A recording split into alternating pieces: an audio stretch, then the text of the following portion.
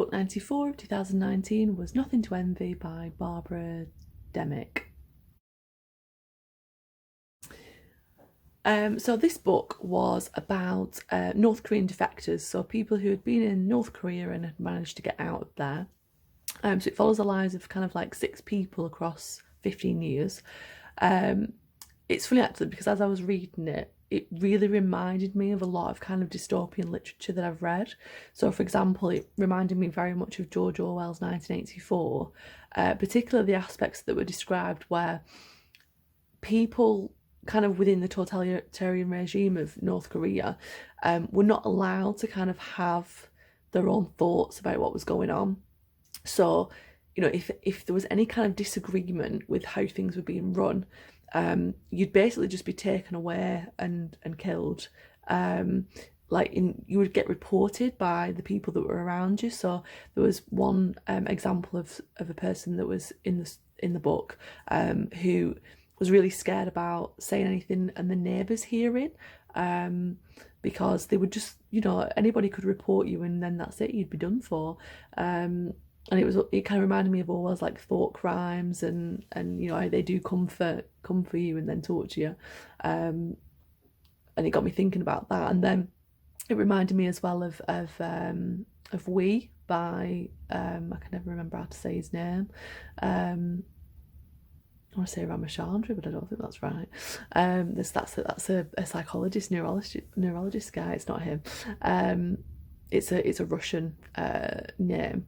And then it also reminded me of the Hunger Games as well, because within North Korea, because of the communist kind of like control, people are basically starving and they've got no electricity. You know, industry's just like not happening at all. And yet they can't like say anything about it. They have to just kind of get on with it, and it's illegal for them to kind of try and make money to get food. So things like the black market that was like happening, and people were like trading like food. They were not. It was like illegal to trade rice or something like that, or to make money from trading rice. But people were literally starving, and you know were not in good health at all, and yet you know they weren't allowed to kind of like try and survive. It sounded horrible. It sounded absolutely horrible. Like I imagine most totalitarian like places with dictators and you know communism and stuff. Like it never sounds like a pleasant place, and you know all the dystopian kind of writers have usually had some experience. Like a lot of you know people come from like Russia and places like you know Soviet Russia and things. When they're writing about it, it kind of seems to have a similar kind of feel. North Korea, Russia, you know, other places that have had communism rule, and it was kind of like interesting to see how North Korea manipulates like propaganda, and they're always kind of trying to make out like South Korea and America are like really horrible, and then they're kind of always changing. Like it reminded me of 1984 where is it Winston? I think that's his name, isn't it? Where he's changing like the news and the records and things, and it's like what's basically done in North Korea. I don't know if Orwell actually even.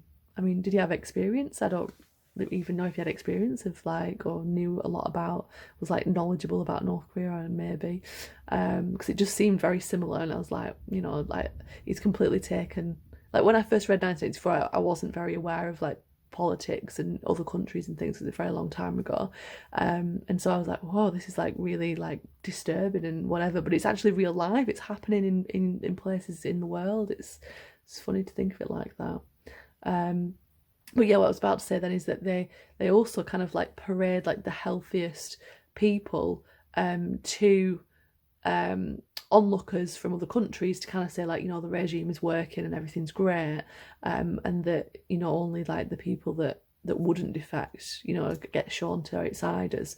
It reminded me as well of like Handmaid's Tale with like Gilead, where they're like, oh, everything's great and whatever, and it's like, no, it's not. And it was just kind of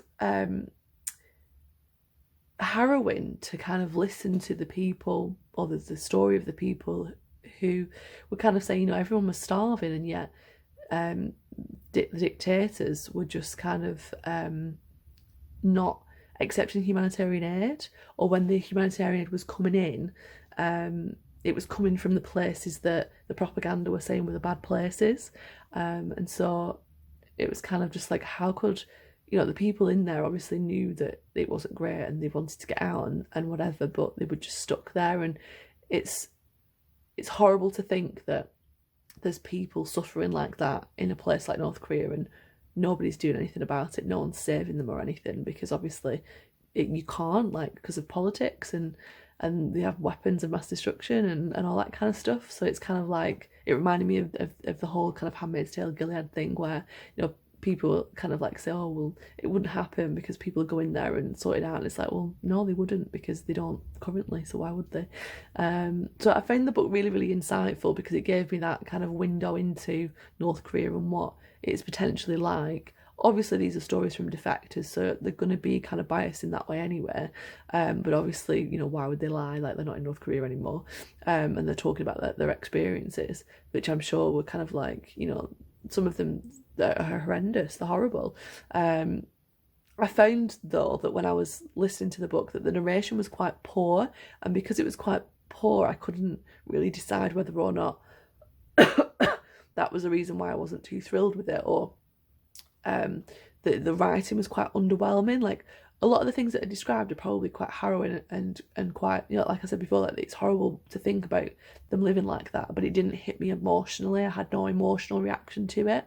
And maybe that's because I was listening to it rather than reading it, or just maybe the writing wasn't as developed. It felt very much like the writing was very kind of staccato, very kind of like short, simple sentences that were kind of short and not really like intertwined. And yeah, I think it could have been done a lot better.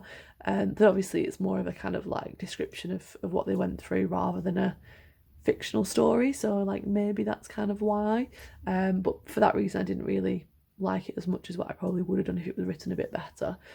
So it's worth a listen so that you get some insight into it, but it's not like amazing. It's not going to be like groundbreaking literary, writing or anything like that. So bear that in mind.